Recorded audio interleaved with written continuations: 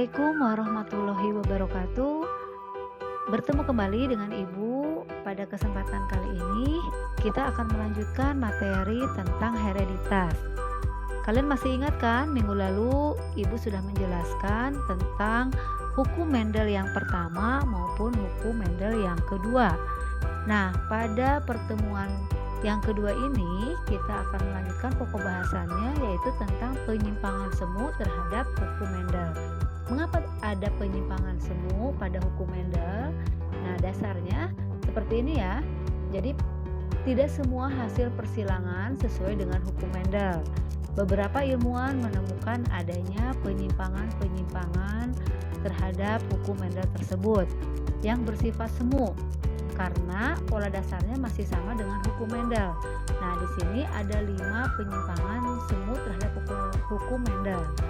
Yang pertama ada epistasi dan hipostasi, yang kedua ada kriptomeri, yang ketiga polimeri, yang keempat gen-gen komplementer, dan yang kelima ada atapisme.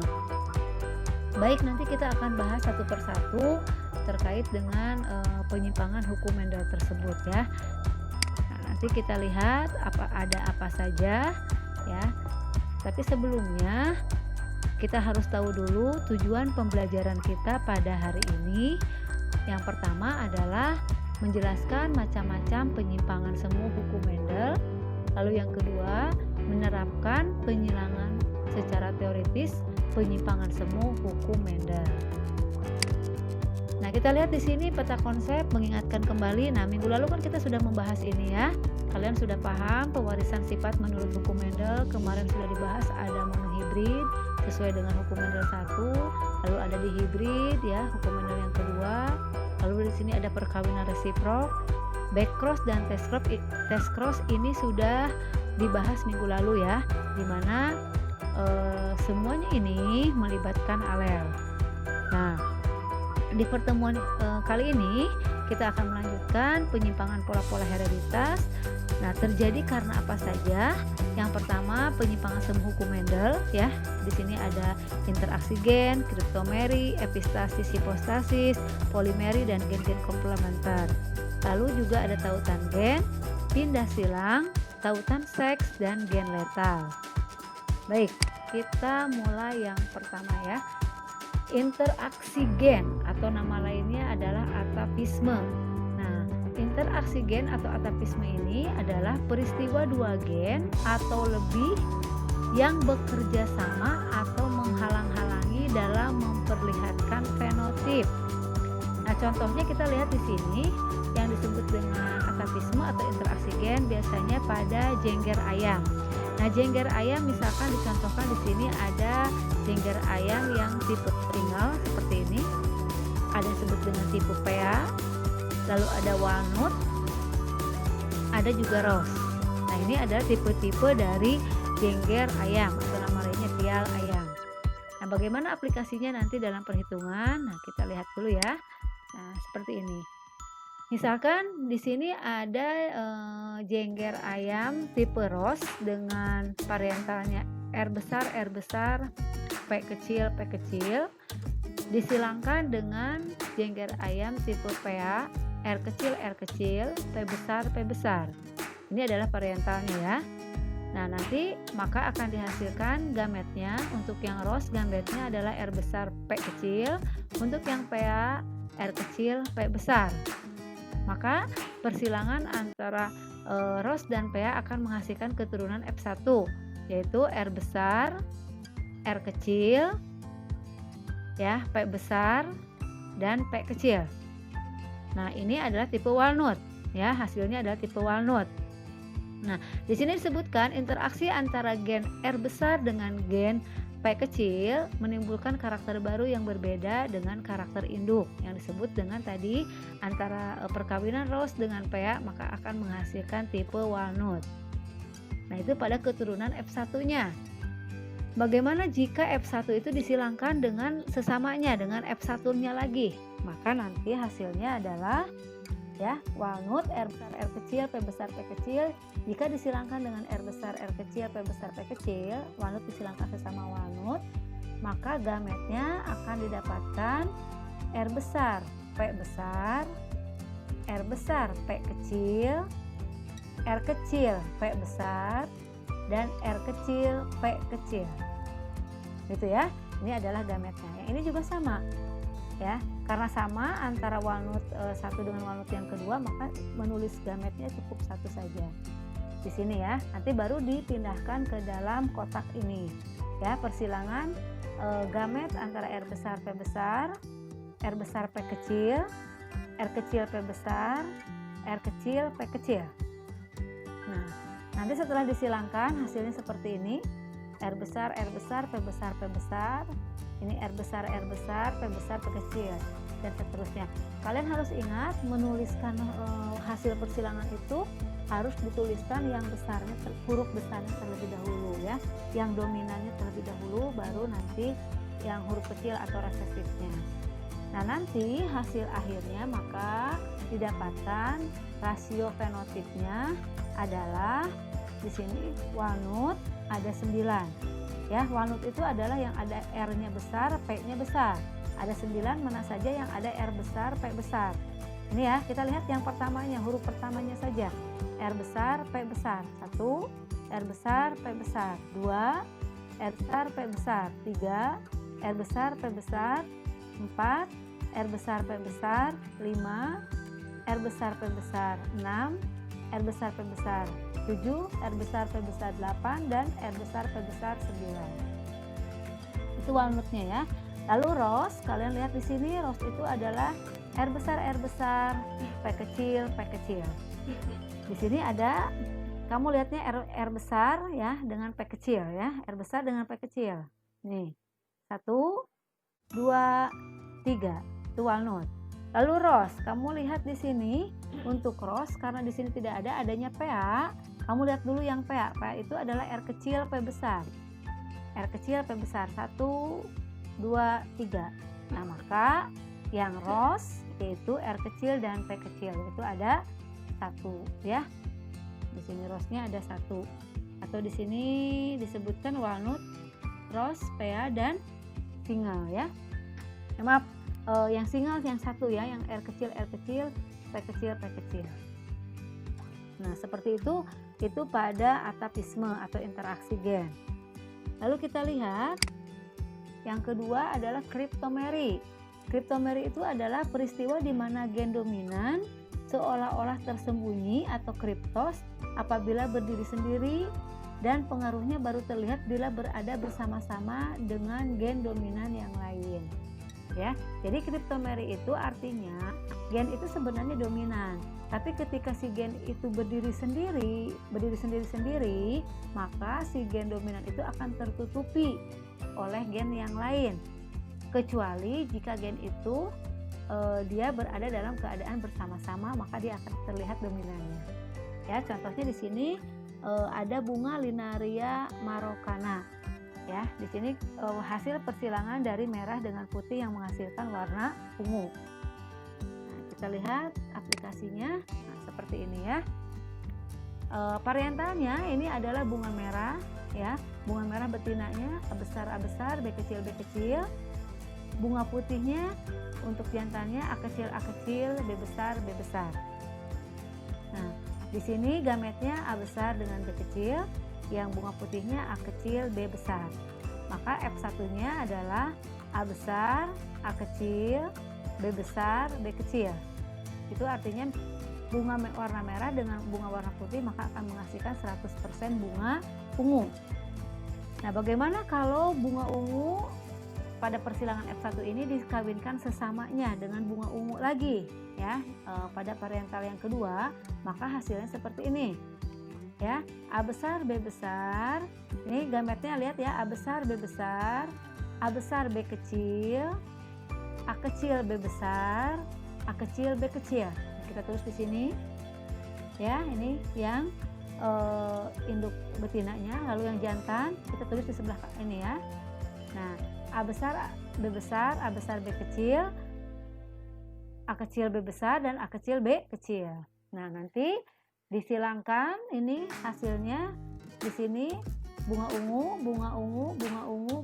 Di sini ada berapa ini? 1, 2, 3, 4, 5, 6, 7, 8, mana lagi? 9 ya. Jadi bunga ungunya ada 9. Bunga ungu itu jika A-nya besar, B-nya besar, maka hasilnya bunga ungu. Lalu di sini ada merah. Kalau merah itu berarti kalau A besar dan B kecil. A besar, B kecil, maka ada 1, 2, 3. Ya, itu adalah bunga merah. Dan ada bunga putih. Bunga putih itu jika A kecil, B besar. A kecil, B-nya besar. Bagaimana kalau di sini kok ada B-nya kecil? Nggak apa-apa. Yang penting kalian lihat dulu di sini yang huruf pertamanya, ya. Yang huruf pertamanya di sini, gen pertamanya. A besar, B kecil. Berarti ini adalah putih, ya. 1. Lalu di sini ada 2, ini ada 3, dan ini ada 4, ya, bunga putih. Bunga putih di sini ada yang A besar. Harusnya ini A besar, B kecil, B kecil itu bukan, tidak ada ya di sini ya. Tapi ini masuknya ke dalam putih. Jadi 9:3:4. Seperti itu ya. Itu untuk yang persilangan yang kedua tadi ya. Apa tadi? Cryptomeri. Oke, lanjut. Yang ketiga, epistasis dan hipostasis. Nah, artinya di sini epistasis peristiwa di mana gen dominan menutupi gen dominan lainnya yang bukan alelnya. Ya, jadi dominan menutupi gen dominan lain yang bukan alelnya. Contohnya di sini gandum berkulit biji kuning dan gandum berkulit biji hitam. Kita lihat aplikasinya. Nah, di sini diagram persilangan gandum warna hitam dan gandum warna kuning. Ini yang hitam, ya, variantal hitam, H besar, K kecil, K kecil. Yang kuning, H kecil, K besar, K besar.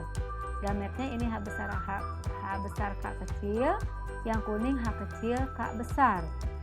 Ya, F1-nya H besar, H kecil, K besar, K kecil. Nanti antara hitam dengan kuning, maka nanti kan ini adalah dominan, H-nya dominan. Di sini K-nya yang dominan, tapi yang ini, yang kuning ini akan tertutupi oleh yang warna hitam, ya. Itu yang disebut dengan epistasis, hipostasis.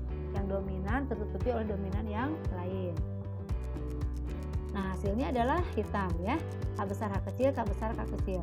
Jika disilangkan sesamanya, maka nanti hasilnya adalah seperti ini, ya. Hitamnya ada 12, 1, 2, 3, 4, 5, 6, 7, 8, 9, 10, 11, 12. Ya, jadi yang disebut dengan hitam di sini adalah jika H-nya besar, K-nya besar. Itu berarti dominan, ya. H besar, K besar, H besar, K besar, H besar, K besar. Nah, setelah dilihat tadi ada 12. Lalu di sini ada putih, ya. Putih ada berapa? Ada 3. Putih itu berarti ini ya 1. Ini yang putih 1 ya. Lalu yang 3 itu ada yang warna kuning. Yang ini yang kuning ya, 1, 2, 3. Jadi perbandingannya hitam 12, kuning 3, dan putih 1. 12, 3, 1 ya. Ini untuk yang epistasis, hipostasis. Kita lanjutkan polimeri. Nah, untuk polimeri adalah bentuk interaksi gen dengan banyak sifat beda yang berdiri sendiri-sendiri tapi mempengaruhi bagian yang sama dari suatu organisme. Ya, sekali lagi, polimeri itu adalah bentuk interaksi gen dengan banyak sifat beda yang berdiri sendiri-sendiri tapi mempengaruhi bagian yang sama dari suatu organisme. Nah, contohnya di sini gandum bersekam merah dan gandum bersekam putih. Kita lihat aplikasinya. Nah, ini ya. Ini contoh dari polimeri. Ini ada gandum berbiji merah gelap. M1 ya, M besar 1, M besar 1, M besar 2, M besar 2. Ini adalah yang berbiji gandum berbiji merah gelap. Lalu dikawinkan dengan gandum berbiji putih. M kecil 1, M kecil 1, M2, M kecil 2 dan M2, M kecil 2. Ini lambangnya ya, kebalikan dari yang gandum berbiji merah. Nanti kalian lihat di sini F1-nya keturunannya ada M1, M besar 1, M kecil 1, M besar 2, M kecil 2. Artinya ini adalah 100% gandum berbiji merah sedang. Ini pada F1. Nah, bagaimana pada F2-nya? Ya, kita lihat pada P2-nya itu perkawinan antara F1 dengan F1. Gandum berbiji merah sedang kita kawinkan dengan gandum berbiji merah sedang, maka hasilnya seperti ini. Ini perkawinannya ya. Ini perkawinannya dapat dari mana? Ini kamu lihat di sini M1, M2, ya, M besar 1, M besar 2, M besar 1, M kecil 2, ya, M kecil 1, M besar 2, M kecil 1, M kecil 2. Ini adalah gametnya. Ya. Nah, kita tulis di sini gametnya, yang betina lalu yang jantan ada di sebelah sini. Nanti dikawinkan, disilangkan, nanti hasilnya yang merah ada 15, yang putih ada 1. Jadi perbandingannya adalah 15:1 ya. Nah, ini untuk yang polimerik. Oke, kita lanjutkan dengan gen komplementer. Nah, gen komplementer ini adalah interaksi beberapa gen yang saling melengkapi ya. Di sini contohnya adalah Lathyrus adoratus, yaitu putih, bunga warna putih disilangkan dengan warna putih maka akan menghasilkan ungu. Kok bisa sampai bisa jadi seperti itu? Nah, kita lihat ya aplikasinya. Nah, ini ya. Sama-sama bunganya warna putih. Cuman kalian lihat di sini lambangnya ya berbeda. Ya, tandanya berbeda. Untuk yang betinanya, bunga putih ini adalah C besar, P kecil. Sedangkan untuk yang jantannya, bunga putihnya adalah C kecil, P besar. Jadi berbeda ya, berbeda di lambangnya.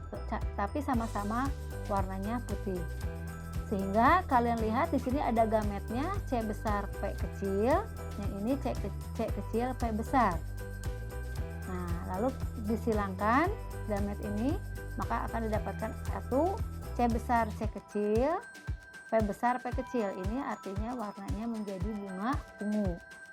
Nah, ketika bunga ungu ini disilangkan sesamanya antara F1 dengan F1, maka hasilnya seperti ini. Ya. Bunga ungu ini gametnya C besar P besar, C besar P kecil, C kecil P besar, C kecil P kecil. Ya. Nah, ini silahkan kalian lihat. Nanti hasilnya perbandingannya adalah ungunya 9, putihnya 7. Seperti itu ya. Kita lihat lagi, lanjutkan. Nah, kalian harus tahu bahwa ada 10 istilah dan artinya yang terkait dengan kelainan pada hukum Mendel yang pertama, hukum Mendel ya. Kalian semua pada hukum Mendel yaitu ada istilah pautan, ada pindah silang, dan ada gen letal. Nah, itu saja untuk pembahasan tentang penyimpangan semu hukum Mendel. Mudah-mudahan apa yang tadi disampaikan bisa dipahami. Terima kasih atas perhatiannya. Assalamualaikum warahmatullahi wabarakatuh.